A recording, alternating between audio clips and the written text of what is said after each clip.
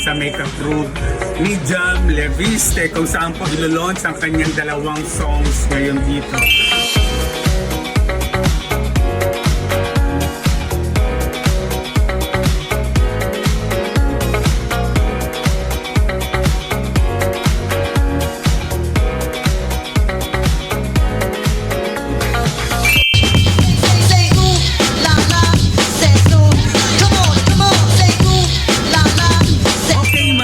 Thank you so much. Andito tayo sa makeup group ni Jam Leviste kung saan po ilo-launch ang kanyang dalawang songs ngayon dito.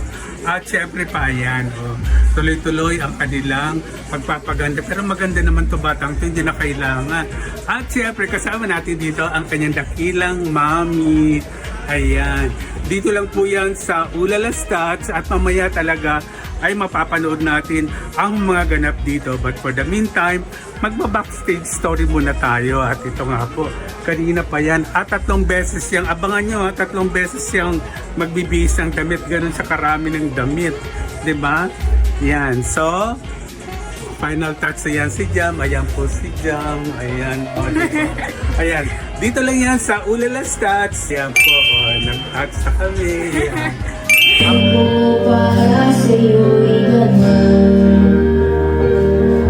Umulan man o umaraw, iibigin ko ay lagi ng ikaw.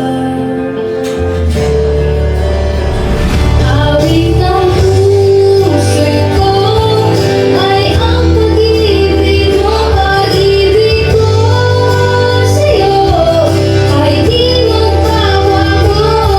Ikaw ang ilaw sa mga pangarap ko, at sana'y ikaw lang ako.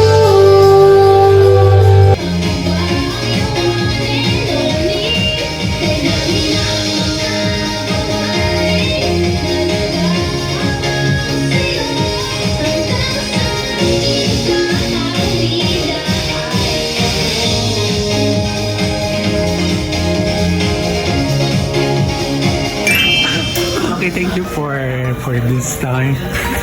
Anong feeling natin? This is actually the moment na hinihintay talaga natin. Kinakabahan and excited at the same time kasi may experience ko na magpakita ko sa lahat ng tao yung sayo ko na nasa and ng puso. Masaya po talaga ako na mapapakinggan po lahat ng mga media, malalabas po siya sa TV.